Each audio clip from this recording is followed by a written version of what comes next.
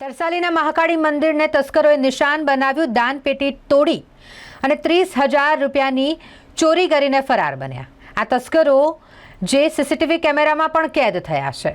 તરસાલી વિસ્તારમાં 2 મંદિરોને તસ્કરોએ નિશાન બનાવ્યા, જેમાંનું એક મહાકાળી મંદિર અને સાથે જ સાઈબાબાના મંદિરને પણ નિશાન બનાવી એ તસ્કરોએ ચોરીની ઘટનાને અંજામ આપ્યો હોય તેવી આ ગત મોડી રાતની ઘટના સામે આવી છે, જેને લઈને પોલીસ ફરિયાદ થતાં પોલીસ દ્વારા પણ આ દિશામાં તપાસ શરૂ કરવામાં આવી છે। જો કે પ્રાથમિક અનુમાન એ જ લગાવવામાં આવી રહ્યું છે કે બંને જગ્યાએ જે ચોરી થઈ છે, બંને મંદિરમાં જે ચોરી થઈ છે તે એક જ ટોળકી દ્વારા કરવામાં આવી હોય તેવું પ્રાથમિક અનુમાન પોલીસે લગાવ્યું છે। જો કે સીસીટીવી ફૂટેજમાં ટોળકી દેખાઈ રહી છે, તેને લઈને પોલીસ હવે વધુ તપાસ કરી રહી છે।